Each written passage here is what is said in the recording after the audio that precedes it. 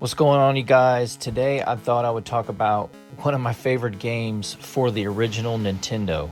And believe it or not, it's a little game called Town and Country Surf Designs, Wood and Water Rage. But a lot of people always knew this game to be called T&C Surf Design. And that's what I called it when I was a kid. And this is one of those games that you play nowadays and you're like, how the hell did I ever like this game? But honestly, this game is pretty fun, and it's kind of weird because I used to rent this game all the time when I was a kid.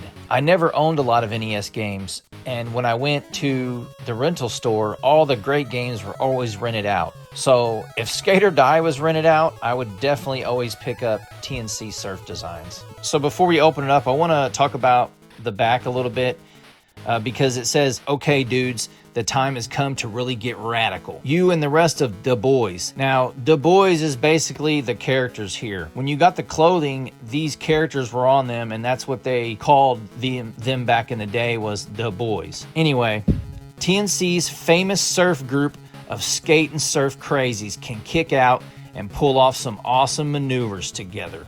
Whether you're jamming the ramps, jumping the cracks, or riding the rails, or just laying back tail, the skate action is hotter than hot. And when you hit the beach to rip up the surf, you'll be face to face with some of the most explosive swells around. Execute some low, hard bottom turns, flawless spin outs, or just skate the lip in order to rack up some serious points on your way to becoming the ultimate skate and surf champion.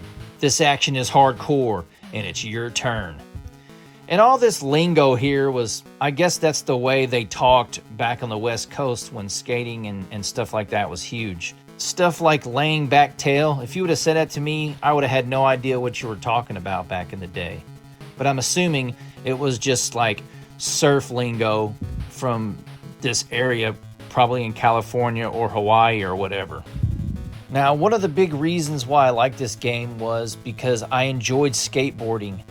This game came out in February 1988, so it was like the boom of just skateboarding, surfing, just that, West Coast culture. And it was crazy because I was nowhere near any oceans or anything like that.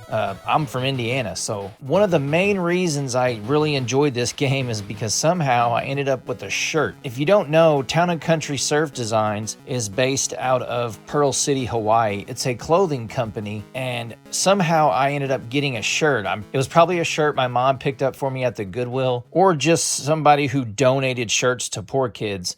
But somehow I ended up with one, and I remember seeing the characters on the shirt. So when I went to rent the game, I was like, this is incredible. This game is the same characters on the shirt that I have. Now, if you look on the front here, you got 3 different characters. There's 4 characters in this game, and all these characters have different names. There's Joe Cool, Tiki Man, and Thrilla Gorilla. Now, there's another character in this game called Cool Cat, and that's who you surf with. The cool thing about him is he has a tuxedo, so I always thought that was really cool. We all know that this is an LJN game, but you can see up here that it says LJN. They handled the publishing rights of this game, but a little-known company called Atlas actually developed this game, and that threw me for a loop when I was researching, because I had no idea a company like Atlas would make something like this, or they were even around back then. Now, there's a sequel to this game called Thrilla Safari. It's much more actiony and actiony. Is that even a word? Anyways, it's a more of a platforming action game. This is more of a kind of just an endless runner. If you remember those old games on like iPhone that you would just play, and they were just endless. You just kept getting points until you died. And this is how this game kind of is. It's kind of timed in that way. But I do enjoy it. So the first thing you see here on the front, it's just something that reminds me of like the early 90s, like maybe the stuff that Trapper Keeper used to put on their Trapper Keepers. Super colorful, that like comic booky design. I don't know, it just always caught my eye, and every time I saw it, I always thought about having a Trapper Keeper with this awesome color scheme on it. So let's go ahead and unbox this and talk a little bit about it. Now, like I said, I used to rent this game all the time back in the day. And that's mainly because a lot of the great games were already rented out. So I was stuck with this. But I learned to like this game, and it's one of my favorite games, believe it or not. I have it CIB for a reason. This game is very short. There's only 2 different events, and you can play them individually, or you can do what they call the Wood and Water Rage, where it alternates in between each one until basically you die and lose all your lives. But one of the coolest things about this game that I always remember, the awesome soundtrack in this game. And I say soundtrack, but I honestly mean one song. There's one singular song in this game that plays on loop over and over, but I can't lie, it is super catchy and one of my favorite themes out of any game on the original Nintendo. So here's the manual. It's a pretty short manual. It just tells you, hey, thanks for picking up the game, blah, blah, blah, and tells you basically there's 2 different game modes and then the Wood and Water Rage event. This is how you can control your player. Here's where they talk about the life symbols, and this is basically how many men you have. And every time you run into a crack in the street or you wreck or you hit some obstacle, it takes those away. And it talks about the oil spills. Pretty cool. And then it tells you like the different tricks you can do and how many points it gives you. Because this game is, like I said, it's kind of like an endless runner where your main goal is just to try to get as many points as you can. And this part is where they talk about the big wave encounter. This is basically the surfing section of the game where you can play 2 different characters, Thriller Gorilla or Cool Cat. You haven't seen Cool Cat because he's not on the front of the box here. But he's in the game, and that's the cat that wears the tuxedo. When I was younger, I did not enjoy the surfing part of this game very much at all. I mainly rented this game for the skateboarding. In my opinion, that was the way cooler event.